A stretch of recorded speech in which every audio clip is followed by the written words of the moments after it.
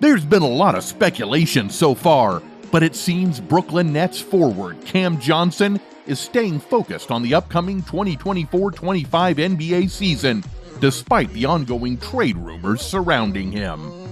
"I've been able to feel comfortable in what's going on," Johnson said, as reported by Zach Braziller of the New York Post. "And even with the uncertainty, it's not like an uncertainty where I don't think that our staff here, our front office here, has a lack of trust in me. So I feel confident in this group.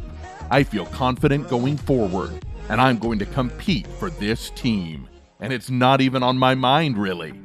Johnson joined the Nets in February 2023 alongside Mikal Bridges in a major trade that sent Kevin Durant to the Phoenix Suns. Since then, Brooklyn has shifted its focus toward rebuilding, especially after moving Bridges to the New York Knicks in exchange for a package that included 5 first-round draft picks. This has, unsurprisingly, led to a lot of speculation about Johnson's future with the team. According to the New York Post's Brian Lewis, teams like the Sacramento Kings, Orlando Magic, and Los Angeles Lakers have expressed interest in the 28-year-old forward. The San Antonio Spurs, Toronto Raptors, and Golden State Warriors were also mentioned as potential dark horse contenders. Johnson still has 3 seasons and approximately $69 million remaining on his contract. Johnson's had a pretty solid preseason performance, averaging 14.8 points, 4.8 rebounds, and 2.8 assists in just 25.5 minutes per game, with shooting splits of 42% from the field, 39% from three-point range, and 75% from the free throw line. This was a stark contrast to the previous preseason when a hamstring injury sidelined him. After dealing with a string of injuries during the regular season, calf, knee, shoulder, toe, wrist, ankle, and adductor, Johnson missed 26 games and averaged 13.4 points per game. So much better, Johnson said when comparing the 2 preseasons, especially at this point in the season when what we're trying to do is build our base and build our endurance up and get those game reps.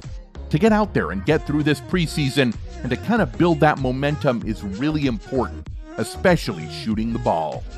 New Nets head coach Jordi Fernandez has also had high praise for Johnson, particularly for his professionalism and leadership. "He's been amazing. I can't say enough great things about him," Fernandez said, mentioning Johnson's role in mentoring younger players like fellow three-point shooter Shui Yangshi.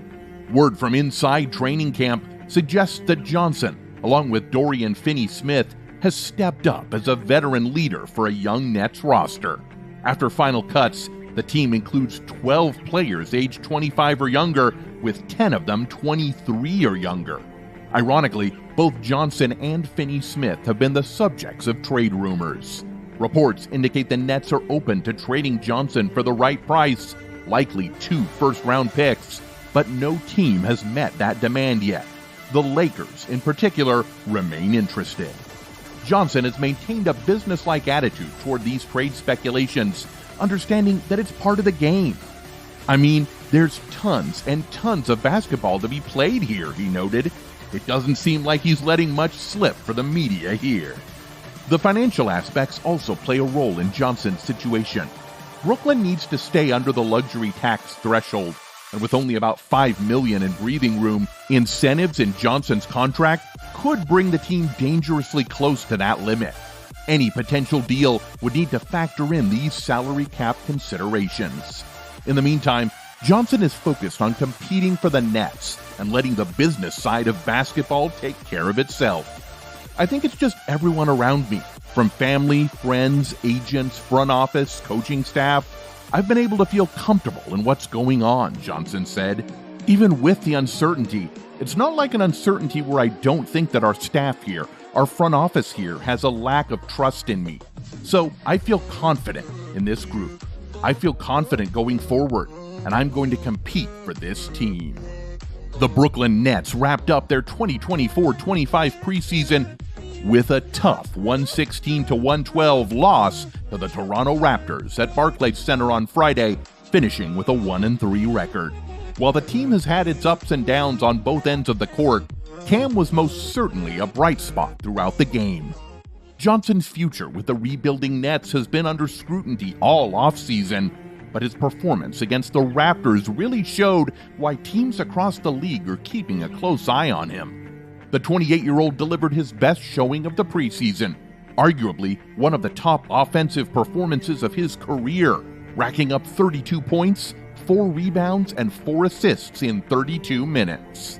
He made a strong start, scoring 21 points in the first half alone, finishing the game shooting 11 of 21 from the field, including 7 three-pointers. Johnson's ability to be an elite catch-and-shoot player when healthy was on full display. Funnily enough, it was only the 4th time in his career he had scored 30 or more points in a game.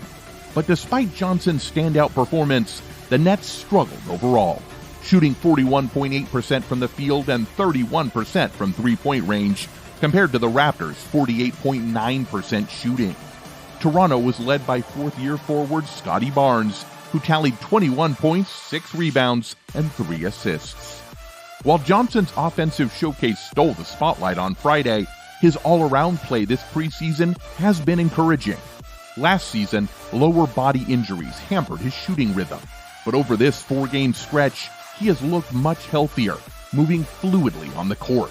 With his longtime teammate Mikal Bridges now with the New York Knicks, this season could see Johnson stepping into a larger role and regaining his efficiency. And while Brooklyn's preseason record might not fully reflect it, head coach Jordi Fernandez is definitely having a significant impact on his players already. In an interview with Brian Lewis of the New York Post, Cam Johnson in particular was full of praise for Fernandez's coaching approach. "Great guy. He has a great understanding of the job of coaching," Johnson said. "You can tell that in his short time, he's been able to develop relationships enough to get on us and to push us, and we know he has our best interests at heart. He's very detail-oriented, so I appreciate that. He holds us to a high standard, and that accountability is something we need. I think we're heading in the right direction." Fernandez, known for his demanding style, also brings a strong background to back it up.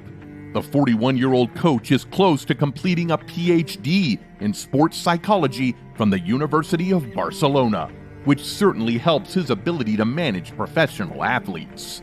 "I think that PhD is big. In coaching, especially in professional sports, there's a very big management part of it," Johnson added. "It's not just about X's and O's. It's not just about what you know. It's about how you're able to communicate with your players and relate to your players and get the best out of them. He just has a great understanding of that." Despite the challenges of the season ahead, it seems the Nets have found a strong leader in Fernandez. But what if Cam did move? Many believe that if that were to be the case, the Cleveland Cavaliers would be an ideal fit for him. While there's confidence in the Cavs' core four, the roster around them has gaps, particularly when it comes to shooting from the small forward and power forward positions. Johnson, currently with the rebuilding Brooklyn Nets, fits that need perfectly. Johnson could serve as the perfect bridge between Cleveland's undersized backcourt and their oversized non-shooting frontcourt. He's a career 39.2% three-point shooter with an impressive 44% conversion rate from the corner.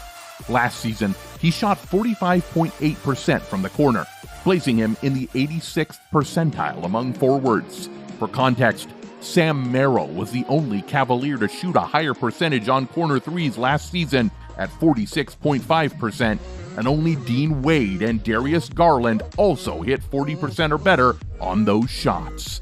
Johnson's high-volume shooting from the corner, 18% of his attempts, 60th percentile, is exactly the kind of spacing Cleveland needs. Although Johnson isn't a self-creator, 78% of his makes last season were assisted, he's still an effective playmaker, particularly given his limitations off the dribble. Last season, he assisted on 13% of Brooklyn's field goals while he was on the court, ranking in the 76th percentile. His ability to make quick decisions within 1 or 2 dribbles helps maintain offensive flow.